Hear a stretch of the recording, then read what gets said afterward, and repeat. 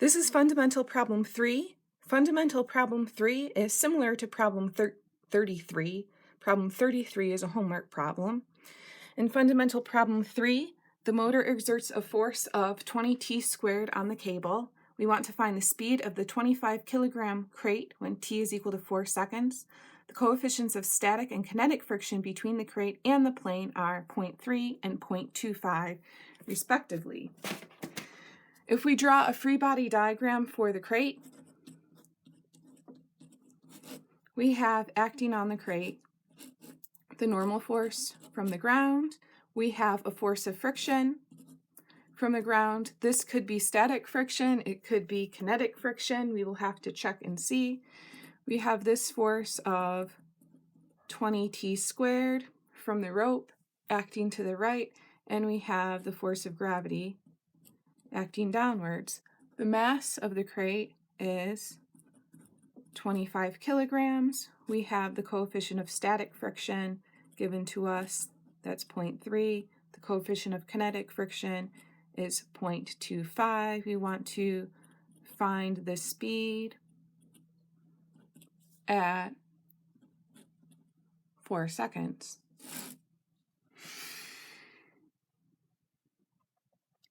The first thing that we have to figure out here is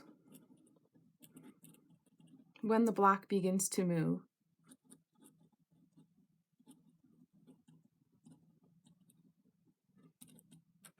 If the block begins to move right away, then we can use kinetic friction for the whole problem. Otherwise, we have static friction for the beginning, but the block is not moving at that point. So we have two forces acting in the horizontal direction. This force of 20t squared has to be large enough to overcome the static frictional force before the block begins to move. So we want to know what the maximum value for the force of static friction is. And if you look in the vertical direction, the normal force is equal to the force of gravity. So we have the coefficient of static friction, which is 0.3, times the normal force, which is the mass of the crate is 25. So this is 25 times 9.81, and this is equal to 73.56 newtons. We're only going to be at the maximum value for the force of static friction when the 20t squared is equal to the maximum value of the force of static friction. So as this force increases, the static frictional force will increase as well. Since we're starting when time is equal to 0, this force is equal to be 0 to begin with, which is smaller than the maximum value for the force of static friction. So the crate will not start moving initially. And at the moment that the crate starts moving,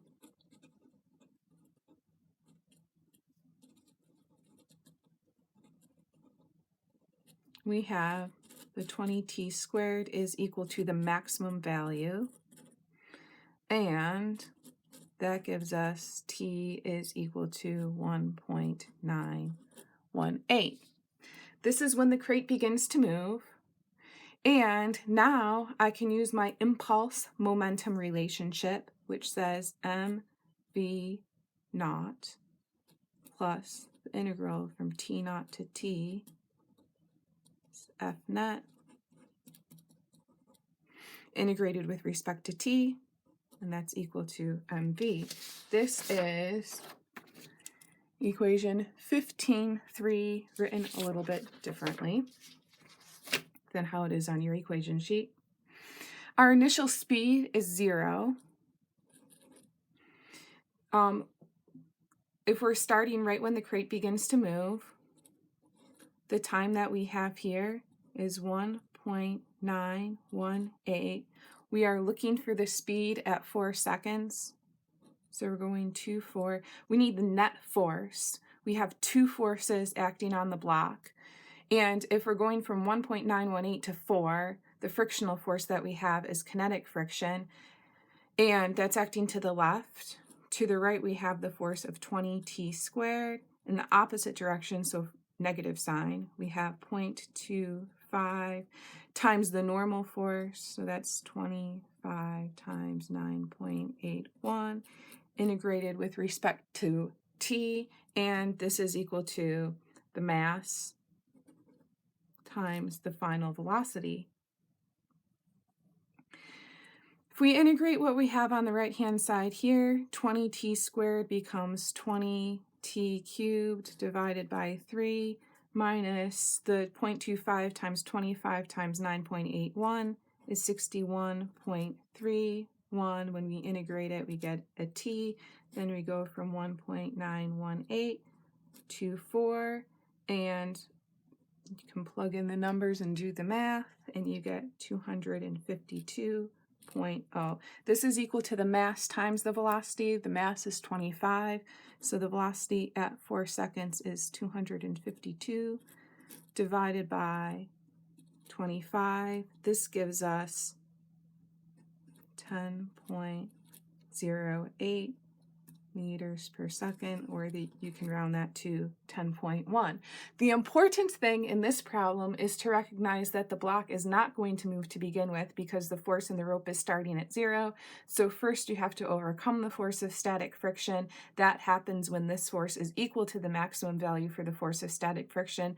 Then when you do your integral here, if you start at 1.918, then this net force is the 20t squared minus the force of kinetic friction.